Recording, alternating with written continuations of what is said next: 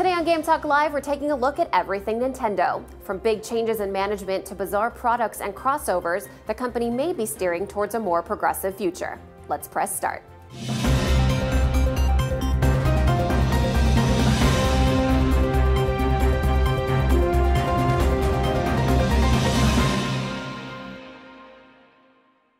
I'm Mandy Roman, and welcome to Game Talk Live, where we discuss the biggest video game news of the day, live with help from our chat audience. Joining me now are three expert guests to discuss these gaming topics and more.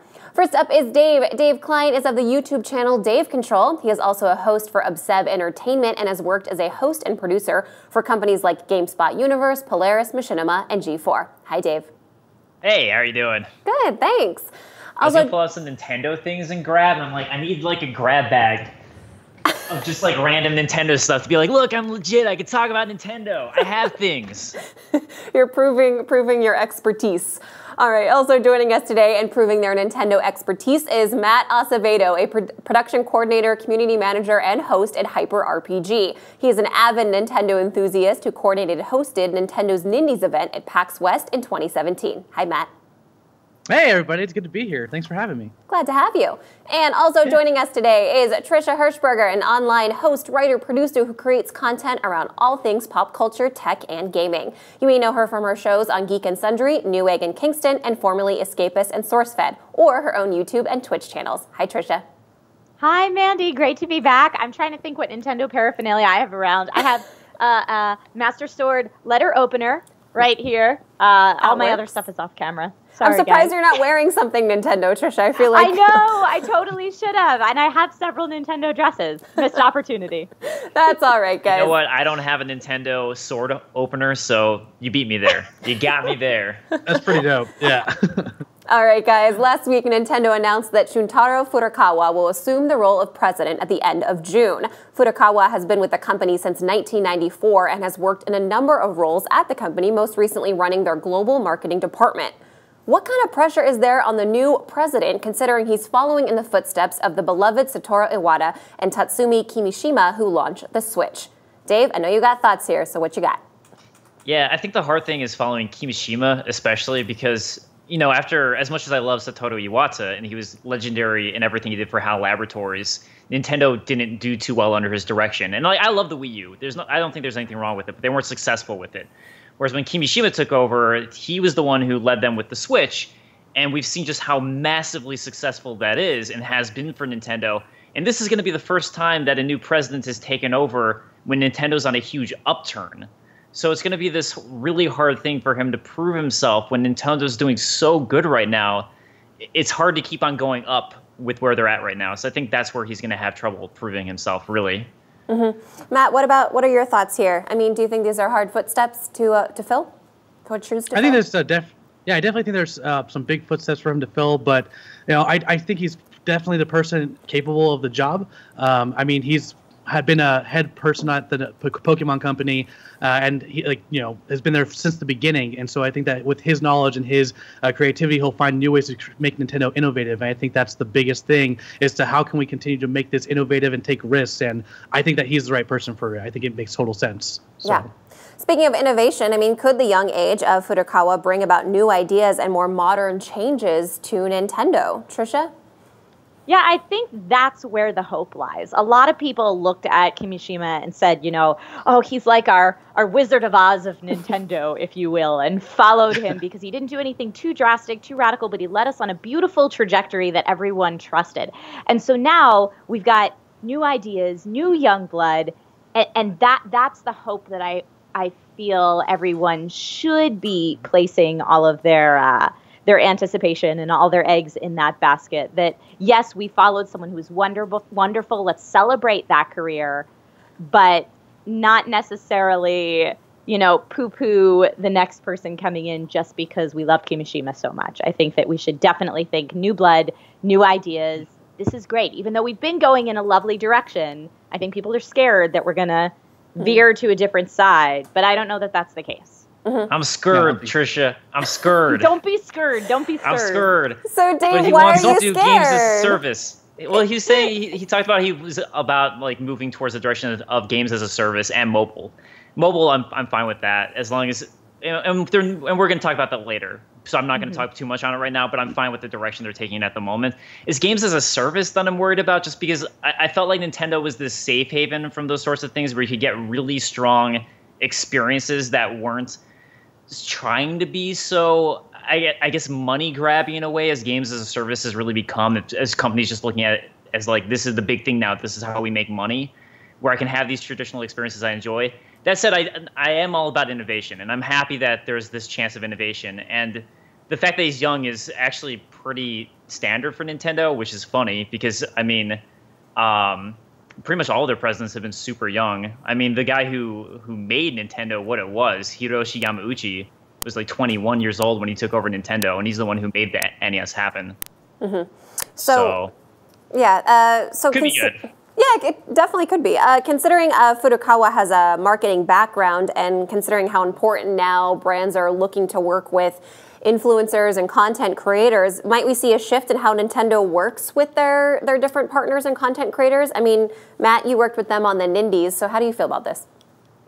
Well, I think that Nintendo has a huge opportunity in terms of working with creators like that. In terms of live content, I think there's a whole market for that they haven't kind of strive for. I think that there's a way to make it unique and different than the competitors that are out there. Like I don't think they should try to compete with things like Overwatch and stuff. They have their own outlet. And I think by reaching out to that young audience and making these more fun, make it feel like Nintendo, make events that make it feel innovative and new and fresh, I think they have an opportunity that they never really got a chance to jump on before. And by allowing us creators to kind of put it out there for them, it makes total sense that they should be doing this, and that hopefully, with that support, we can see more kind of content from streamers and stuff like that as well. So, what about you, Trisha? I mean, I know you've got your own Twitch channel and YouTube and things like that. I mean, do you hope that there's kind of this new age of Nintendo supporting the content creators? Of course. I think Nintendo traditionally has been one of the hardest companies to work with as a creator. Just saying, you know, it's all or nothing us. You can't stream our games unless you know, it has to be one of these whitelisted. You have to be whitelisted. It just made creators jump through all these hoops at a time that a lot of creators are like, well, there's other games I like too, so I guess I'm just not going to support Nintendo, which is a bummer because I love their games. I think people felt like that for a long time, and that would be something that I would love to see change. And I agree with Matt that, you know, with creator support and influence, Nintendo they can only win from here. They can only go up from here. So as a creator, that'd be really cool. Yeah. And I to add on that, I do think that, you know, they've seen it recently too with things like the Nindies event, with live streaming, with them doing the Nintendo Directs, that there's a hunger for it and people want it. And they're very old fashioned, so they kind of wait to see these results, and they don't want to, I feel like they don't really listen when their fans are telling them you should do this. But with due time, I think they're coming around to finally making this a forefront and putting more emphasis onto this. I'm hopeful for the changes that they'll make for this kind of content. So yeah. I'll say for myself, since I also am a creator who loves Nintendo, I definitely hope that they're more lenient with that stuff, or willing to work with creators a little bit more, because they are so bad. And I've done videos on stuff like Breath of the Wild, and I was just terrified because I was making, you know, something that was very, I would think is very fair use, but I was just terrified that it's they're going to take it down, when at the end of the day, I was basically telling people I love the game and they should get it. But then I was going to get it taken down by Nintendo, and that's ridiculous. So hopefully that's a change that they make. For sure. Yeah, I mean, go ahead, Dave. You want to complete your thought? Oh, I was going to say also, I hope stuff like Smash Brothers, maybe they're having a tournament at E3, so hopefully that's another thing where they're like, hey, people like Smash Brothers, why don't we actually start doing tournaments and supporting it? That'd be cool. That's not once a year at E3. Yeah. Right. So having spent a third of his career in Germany and being fluent in English, might we see a more kind of global approach to decision-making? Because much of Nintendo's decision-making feels very Japanese in a lot of aspects. Yeah. So Dave, what are your thoughts here? I would suspect so, just because he has that broader business sense, as opposed to Hiroshi Yamauchi, who started Nintendo essentially. He was founded on Japanese tradition. That's what he grew up on. And then the future presidents too. I mean, maybe less so for Satoru Iwata, but they were really businessmen at the end of the day, and Japanese businessmen, which really run in a certain way. So I definitely think so, that he's going to have a different sense of business and how it works. And anyone who's traveled, anyone who's worked for different companies in different locations, I think has or even if you have a company that has multiple locations and you go visit different locations in different countries, you can already get a sense of how businesses run so differently in different countries. And I think it's only a boon and helps you if you understand those differences. Mm-hmm. So are there aspects or features of the current Nintendo generation of the Switch, the Labo, Nintendo 2DS that you find questionable or that you would like to see some changes from? Matt? I think that I love everything that they are doing right now. I think the Nintendo Labo is a great product. However, I think they have a huge opportunity that with the new sets that they're going to come out with to make it more, make it seem worthwhile long term. I know for me personally, things like the Labo, I think is a huge step forward. I think it's very innovative. It helps creativity. It feels like Legos. We built the robot, it's amazing. But the product, the game itself, I think they have a huge opportunity to make great games with these toy cons that I don't feel like they have right now. So they need to, I think in the future, I'd like to see them utilize these this creativity, but make it long term, not for make it a temporary kind of fun, Sure. And we will be talking about more about the Labo a little bit later in the show. Trisha, is there an aspect or feature of the current Nintendo generation that you'd like to see some changes or additions? Well, I may kind of be echoing what Matt said, but I would love to see multiple titles per Labo kit. So yes, that would extend the life of your Labo kit. But this is something we've seen with Nintendo peripherals from way back in the day. If you remember the bazooka for Super Nintendo, I feel like it only had one game that it went with, and that was such a cool peripheral. And I feel like, and Robbie the Robot, back for the original NES, there were only usually 1 or 2 games per accessory. And for me, I love the accessories. I want to use them more. I got them because I love them. And I would like to see that continue with Labo. Now, that being said, because they bundled all of these different peripherals, these cardboard peripherals together under the term Labo, I think there will be many different Labo software titles out there, but not necessarily multiples for each specific Labo kit. So that's what I'd like to see. Mm-hmm. All right. Also, go ahead, Matt. Also, I think that what they're doing right now with in Nintendo with their indie support, I think is incredible. They're finally opening up to third parties. I hope that they continue to not only they're realizing now that this is a push. For example, Celeste is like a push. Like they realize that was a game that is working, and it's an indie game, and they're putting full support on that. I'd like to see them continue that, and not only to continue developing them, but also getting to a point where they want to release them on the same day. I think that kind of goes into what we were talking about before, where if they release on the same day as other platforms, more people will be more likely to stream and allow content creators to do more with that. But I love the indie support, and I want them to continue down that path because it's a huge opportunity for them. So. Mm-hmm. All right, guys, it's time to take a quick break. But before we do, I want to ask our viewers to leave a comment or send us a tweet at Game Talk Live letting us know what topics you'd like to see us discuss on the show. We'll be right back. Hi, my name's Todd. We're going to be playing some H1Z1, and a lot of you out there are going to be able to win some prizes by guessing when our guests die. Sasha, are you ready to go play some H1Z1? Let's do this. I think we've seen this story before. We got a lot of guests tonight from all over the world. They're competing for a trophy, our Champion of the Night prize. Which one of you is going to be the best player tonight? Anybody that comes in my way is done. Get a helmet, get a backpack, get a rifle. Kill everyone. Kill that person. Engage. Kill. Oh my God! I give the people what they want to see. Oh my God! Oh wow, he took a big hit. He got a gun! Can you throw me in the Norwegian server or someplace where they're just not gonna find me? No. Did I die first? No one's died that early in the game ever.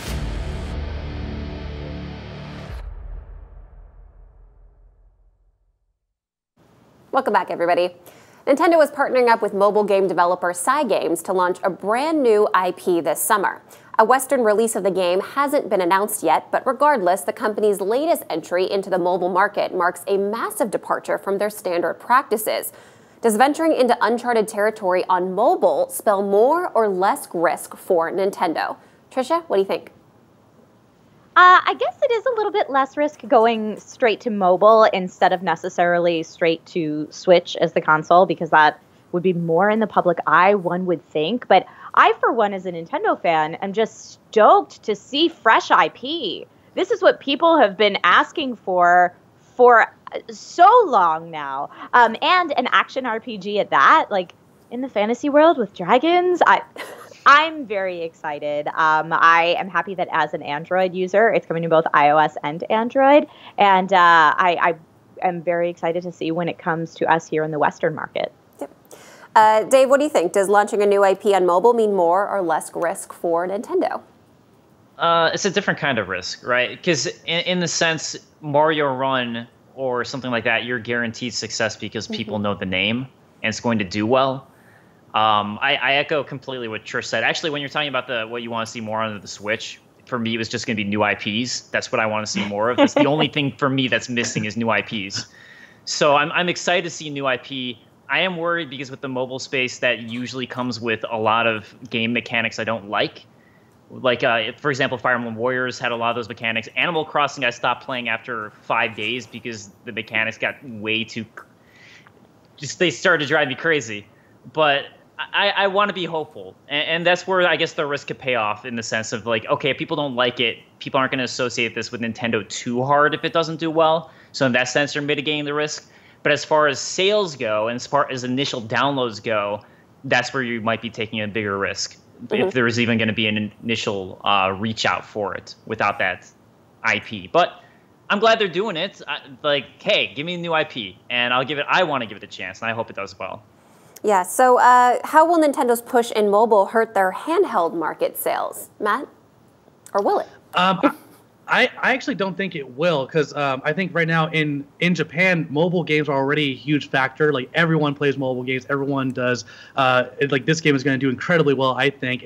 But also the DS, the 3DS is still they're one of their best-selling consoles, and I don't think it's going to necessarily hurt it. I don't think the price will negate people away from their 3DS, especially with the games that they have coming out. I only think it'll help.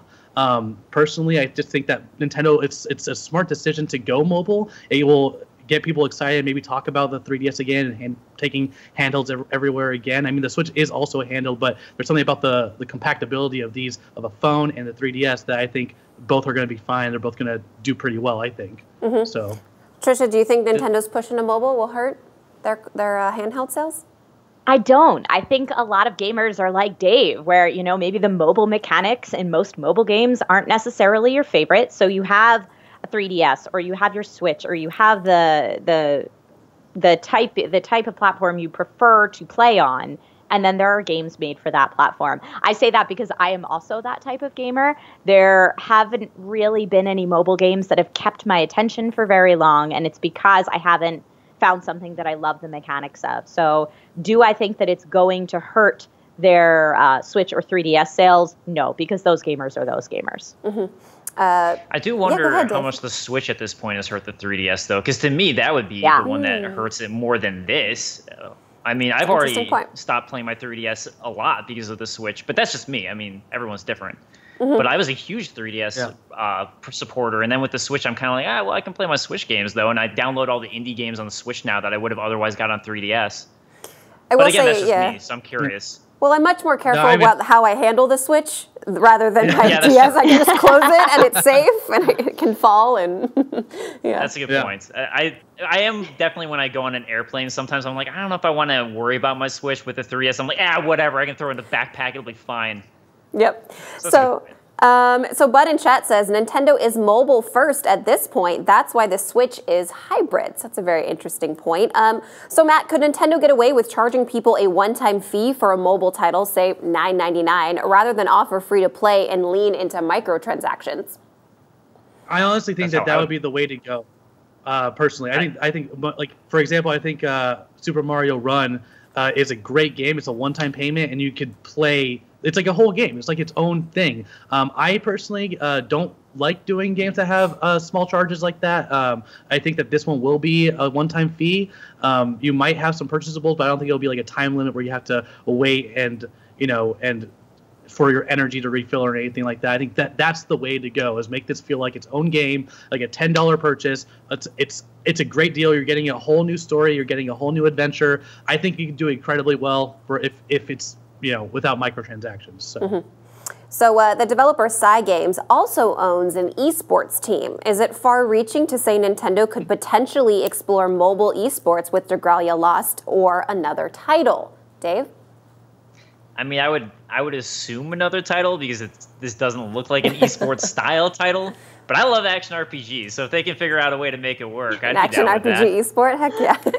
But yeah, it would definitely be an interesting way to explore that and do it. But I would assume it'd be a different title, personally. Yeah. Matt, what do you think? Probably the new Mario Kart. I think that I'm thinking the new Mario Kart might be a way to do it. Depending on how that game's going to work, I have no idea. But it is exciting. But if there was competition, I would see it more likely in Japan, not necessarily in Western culture. I don't see us doing that really on that grand of a scheme. I think they have other games that they could do it with. But in terms of mobile, I see that on a much smaller scale, and probably not for this game, but maybe Mario Kart, depending on how that game works. So, all right, yeah, guys. Mobile Trisha, esports is such a bizarre thing to think about, because I agree with Matt that I feel like the place it would primarily work is Japan. However, as we've seen with the, I believe it's called the Japan Esports League that they're trying to form, esports really hasn't taken off in Japan for a variety of political and kind of legal ramifications that are holding it back. So it would be interesting to see if maybe mobile esports is what takes Japan there officially. Who knows? Yep. All right, we're going to take another commercial break, but we'll be right back to talk about Nintendo's latest bizarre offering, Labo. We have 75 players each here. Let me hear you make some noise.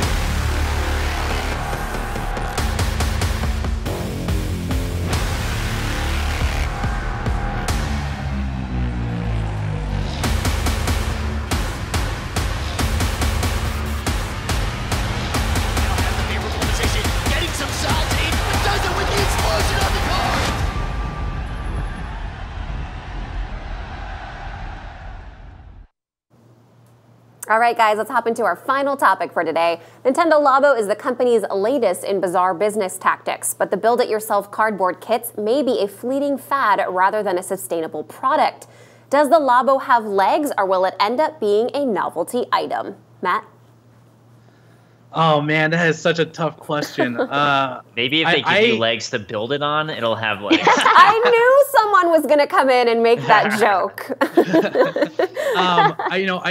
Like I said, I do believe that the Labo is a really innovative, fun step forward. If you guys had a chance to build it, it is a blast to build. And I can see children eating it up. But if it has in terms of long-term life, they need to have I think the games need to be stronger. Like if they made it, and they have the ability to do so. Like the infrared sensors being able to read stuff is absolutely incredible. The AR is so smooth on the robot kit. Like you could do that. You can make like a Pokemon Snap game. Think about like a Star Fox game with a joystick, or like a Duck Hunt.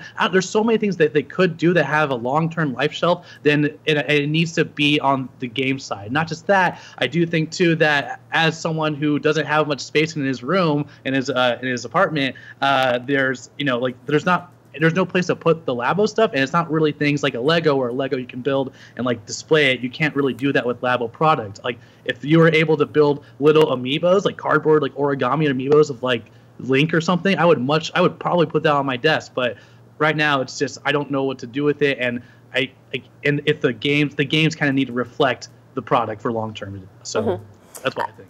Joshua Dupree's in chat says, Matt, watching you create the Labo robot with Lucas on the Hyper RPG Twitch was awesome. Oh, thanks, man. Yeah, it was so fun to build, guys. It's a blast to build, but after that, like it's fun to play, but then I think it loses its steam in terms of the gameplay. So, Trisha, what do you think? Does it have legs, or will it end up being, say, a novelty item a la Google Cardboard?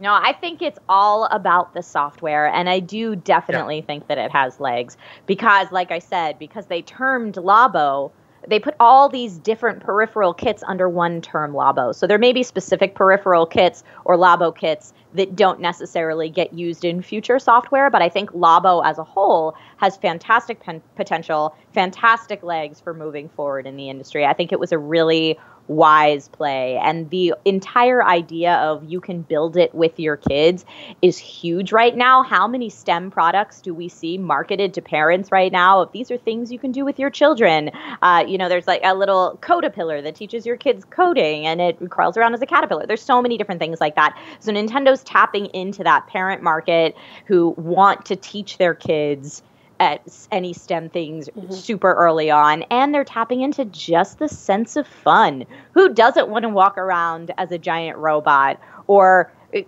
compose things on their own piano? Like, Nintendo has always been fantastic when it comes to imaginative play.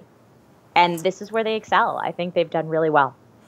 So is it too much of a departure from their core competencies, considering the Switch still has so many issues? Dave? I don't know. I think that I don't think so. I think the issue is more just in. I'm trying to. I guess it's the software thing maybe, because I was looking at the sales for it, and apparently it actually didn't sell very well first week. I think it sold through like 30% of its shipments in the first week in Japan, which is where Nintendo really tries to market their stuff. It seems like for the most part, which isn't very good. And I agree with what Trisha was saying with it being for something where you build it with your kids. I think that's really cool. And while I don't have a kid, I can see myself loving doing that when I do have kids. This type of thing I would love. But I feel like it is in their tenets, though. It's like it's in what they're going for in the sense of, family fun. And this is exactly family fun. But I just feel like a lot of people are wary after stuff like Guitar Hero. And people just don't want more peripherals. And the Kinect and stuff like that, I feel like maybe that's where the issue is, and maybe that's why it's not selling through. And can I add to that really quick? I do think that part of that is for a general audience who isn't into the gaming world. I think they're going to struggle, because if you look at a normal person who has a kid who's into gaming, they're going to see this, and it's a disadvantage because they're taking a risk by using cardboard. But they're going to see that, like, why would I pay $80 for cardboard, which isn't the correct mindset. But I think that it will take a major hit from people like not understanding what exactly it is, and primarily I think they should be trying to make their money off of people like us who do know what it is, and I think the only way for that to happen is if the software does get better. But I think kids are going to enjoy it. I think when parents do buy it, they will also have a blast building it with their kid. But I just don't know if it's just so out there in a good way, but I just don't think it'll translate to like a general parent who doesn't get it, Yeah, I also wonder with the software if it was almost an experiment at this phase where the software is really basic, because if you want to make a good game, frankly, that's where a lot of the money is going to be spent. That's what's going to be expensive to do. And that's definitely how you sell a product at the end of the day. I mean, the reason that people like Guitar Hero was because it was Guitar Hero. It was a lot of fun to play. I like Kinect Adventures personally, and to me that was worth having a Kinect for. But I mean, the point is, if you have a game that gets people excited, that's what's going to make them buy the hardware.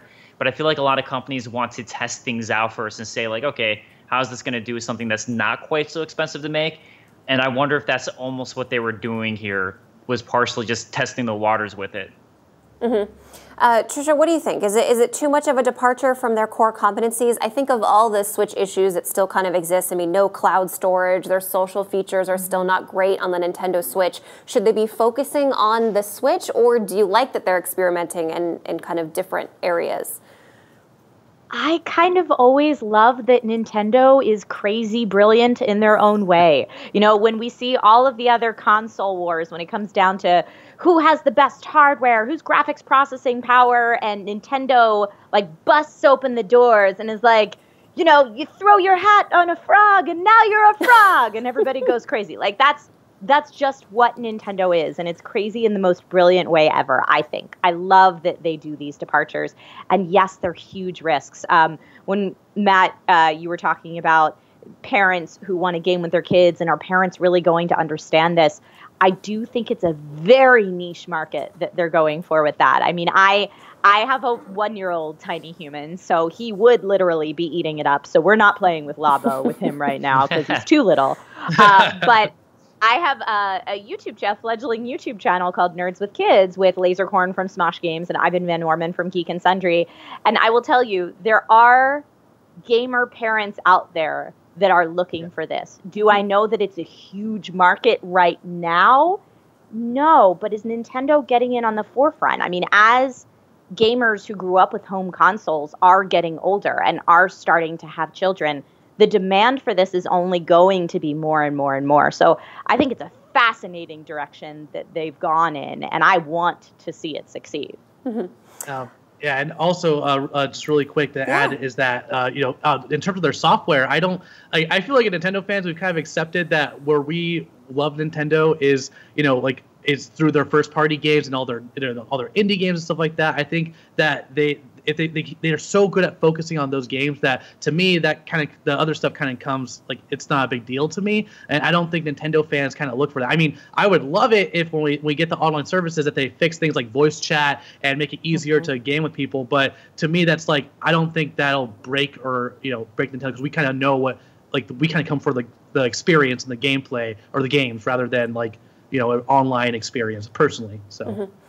All right, guys, we're coming to the end of our show. I want to thank all of our viewers and our guests for being here. Tell us what you're currently working on and where people can find you on social media, starting with Dave. Hey, guys, you can find me on social media at Dave Control on YouTube. I work with GameSpot, Universe, and NerdWire currently, hosting and producing for them in various capacities. And I just started a new Let's Play channel today, actually, because I don't have time for things. And I was like, why don't I add another thing in my life? Why not? So just whatever, Dave Control. Look there. Great. All right, Matt, what are you currently working on and where can people find you online?